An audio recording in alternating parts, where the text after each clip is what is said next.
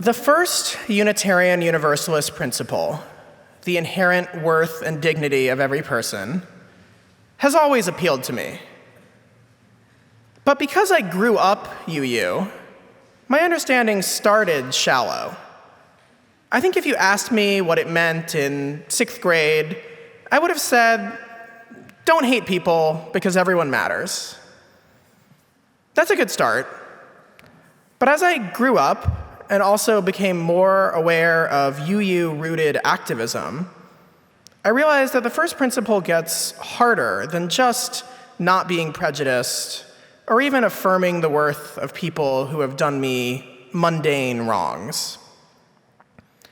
The first principle affirms the worth and dignity of people who have committed grave wrongs, of people who themselves live in complete opposition to UU principles.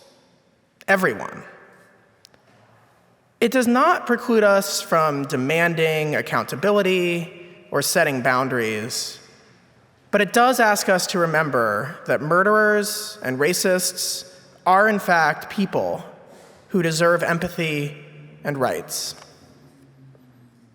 This relates to the fact that many UUs reject the death penalty in all cases, and that the Unitarian Universalist Church of the larger fellowship ministers to thousands of incarcerated people by mail.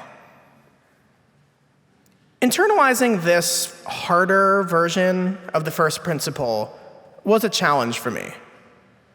So much of our society's discourse encourages us not to see the humanity of anyone who we have labeled as bad, whether due to horrific and illegal acts or because they have opposing political views that we view as harmful. As a young adult, I learned about the concept of restorative justice, that our system of incarceration in this country is so horrific, dehumanizing, and counterproductive that even some people who have suffered crushing loss from crime have sought an alternative to just locking up the perpetrator. This felt like another incarnation of that first principle. This unfortunately became more real for me a few years ago. About a month and a half into the first COVID lockdowns in early 2020, someone I knew, Courtney Brousseau, died. He was walking home in the Mission and through terrible luck found himself in the middle of a drive-by shooting.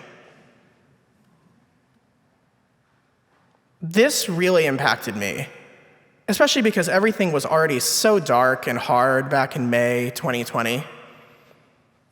The fear was also amplified by the fact that I had walked on that block hundreds of times before, so it really could have been me. As I processed this tragedy, I was furious that America has done nothing about our gun problem.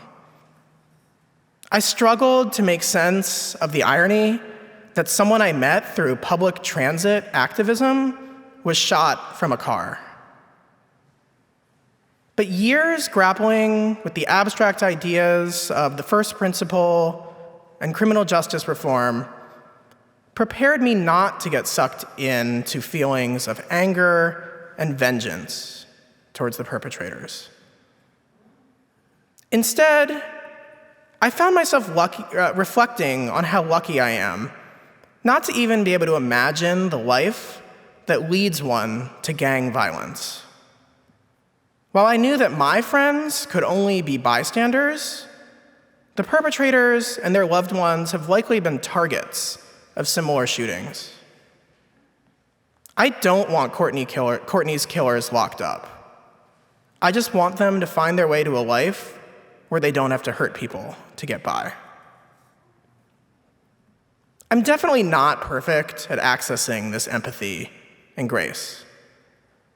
There are lots of people who I honestly struggle to see the full humanity of, like hateful politicians. And I'm sure that my feelings would be more complicated if I had lost someone very close to me. I had only met Courtney maybe a handful of times.